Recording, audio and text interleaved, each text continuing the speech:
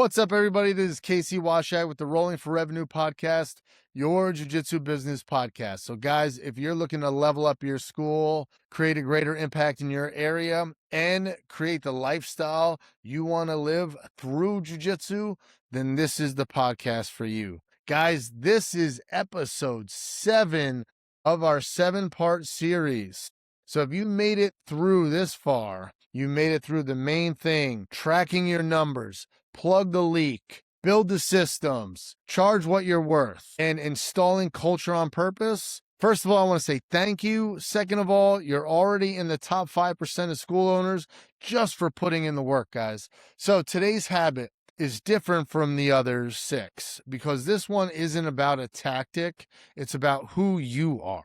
So habit number 7, winning schools lead like owners, not black belts. Here's the truth no one in our industry wants to say out loud. Most jiu-jitsu school owners are not actually school owners. They're very high-skilled jiu-jitsu practitioners who happen to have signed a lease. There's a massive difference between the two, and until you make the transition from one to the other, none of these other 6 habits in the series are going to stick. Because at that identity level, at the level of who you believe yourself to be, you've been trained as a competitor, a practitioner, a coach. Nobody's trained you to be an operator. Nobody's trained you to be a CEO. Nobody's trained you to make decisions about pricing, payroll, marketing, or retention or strategy. And so when you sit down in your office Monday morning, your instinct is to do the things you already know how to do.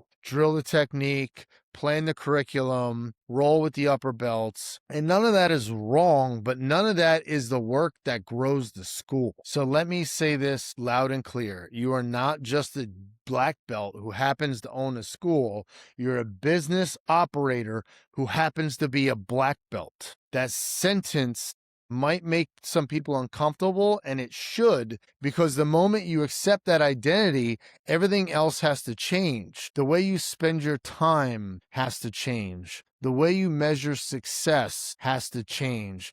The skills you invest in have to change. The conversations you have with yourself about what you do for a living has to change. Most of us got into this because we love the art of jiu-jitsu. We love getting tapped. We love tapping other people. We love the journey from white belt to black belt. And we want to build a place where other people can have that journey too. It's beautiful. And that's our why. But the why doesn't pay your rent.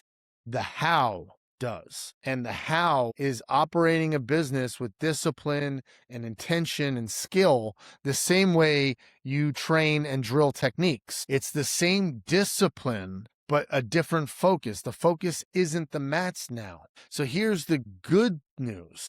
Is everything that made you a great practitioner makes you capable of being a great operator.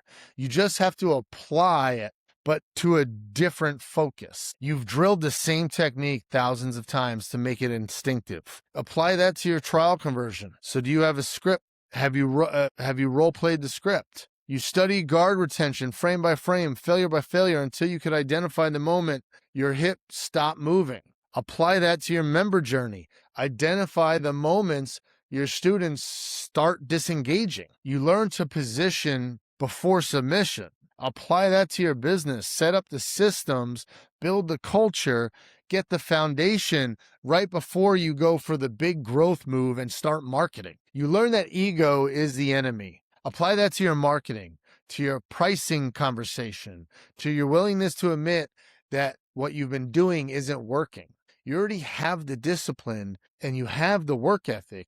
You already have the willingness to fail and to do something and fail again and to reiterate. Now you just have to point those tools at a different problem. In your business, you are a white belt. You're starting all over from scratch. Most of you listening to this, when it comes to jiu-jitsu, you're advanced. Brown belts, black belts, decades of time on the mats. You don't even remember being clueless on the mats anymore. It's been so long. But here's what I want you to consider. When it comes to running a business, you are probably most likely a white belt, maybe a blue belt if you put your reps in. And that's not an insult, it's just the truth, guys. Most of us never trained for this. We don't have an MBA, we don't have a CFO, we don't have a Sunday rolls equivalent for business. The mistake school owners make is pretending they're more advanced at business than they are, showing up to it like a black belt would show up to it.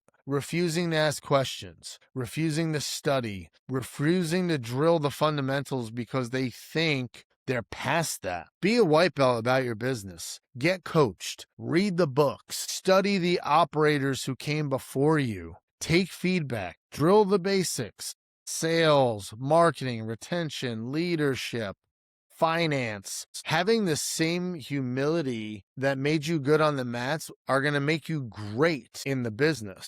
There's a story we tell ourselves in this industry that being exhausted, broke, and overwhelmed is just part of the deal, that if you really love the art, you'll suffer for it.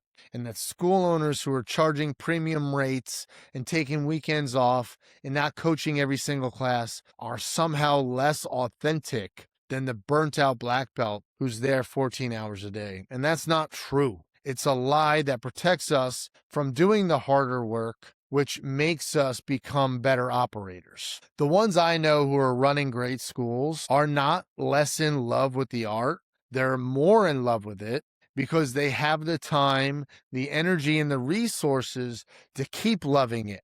They aren't grinding their bodies into dust. They aren't watching their marriages fall apart. They aren't dreading Monday mornings. Good businesses don't take your passion away. It protects it. It buys you the freedom to actually train, to actually compete, to actually be present with your students, to actually live a life outside the academy. That's not selling out. That's the goal. So guys, let me bring this whole series home for you. We went over 7 habits. Number 1 was mastering the main thing.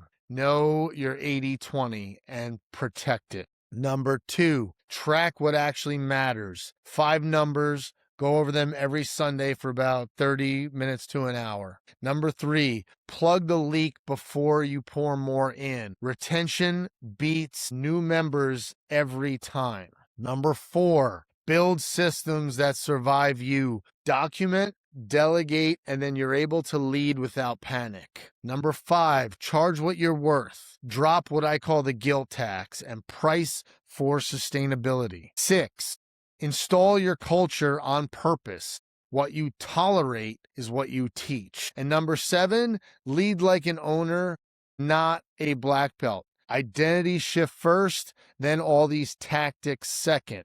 So if you actually install these 7 habits, not just listen to them, install them, your school will become unstoppable. Not because you're working harder, but because you're working differently. Guys, this has been the 7 habits of winning jiu-jitsu schools.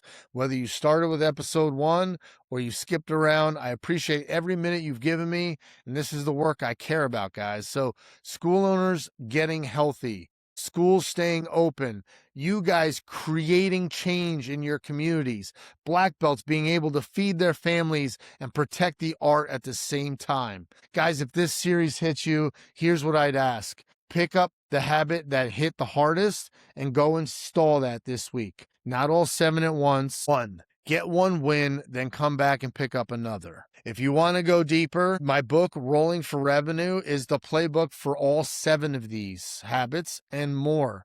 Go to rollingforrevenue.com. The book is free. Just pay for shipping and order it. Guys, please like, comment, and share these posts and these videos and subscribe to the YouTube. All right? I want to keep helping. So, guys, keep changing lives, and I'll see you on the mats.